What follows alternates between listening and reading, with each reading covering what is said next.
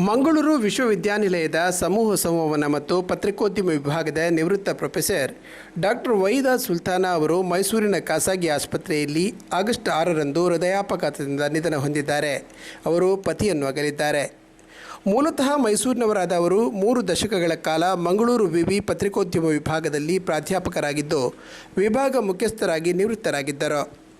ನಿವೃತ್ತಿ ಬಳಿಕ ಮೈಸೂರಿನ ಕಲ್ಯಾಣಗಿರಿಯಲ್ಲಿ ಅವರು ನೆಲೆಸಿದ್ದರು. ಮಾಧ್ಯಮ, ಆರೋಗ್ಯ, ತಂತ್ರಜ್ಞಾನ, ಮಹಿಳಾ ವಿಚಾರಗಳು ಸೇರಿದಂತೆ ಹಲವು ವಿಷಯಗಳಲ್ಲಿ ಅವರು ಲೇಖನಗಳನ್ನು ಬರೆದಿರುವುದಲ್ಲದೆ ರಾಷ್ಟ್ರೀಯ ಅಂತಾರಾಷ್ಟ್ರೀಯ ನಿಯತಕಾಲಿಕೆಗಳಲ್ಲಿ ಸಂಶೋಧನಾ ಪ್ರಬಂಧಗಳನ್ನು ಪ್ರಸ್ತುತಪಡಿಸಿದ್ದಾರೆ.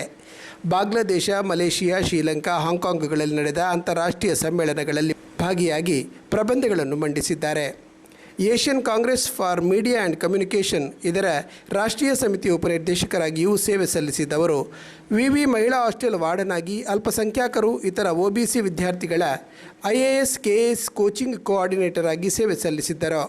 ಇವರ ನಿಧನಕ್ಕೆ ಮಂಗಳೂರು ವಿವಿ ಸಮೂಹ ಸಂವಹನ ಮತ್ತು ಪತ್ರಿಕೋದ್ಯಮ ವಿಭಾಗದ ಹಳೆ ವಿದ್ಯಾರ್ಥಿಗಳ ಸಂಘ ಸಂತಾಪ ವ್ಯಕ್ತಪಡಿಸಿದೆ.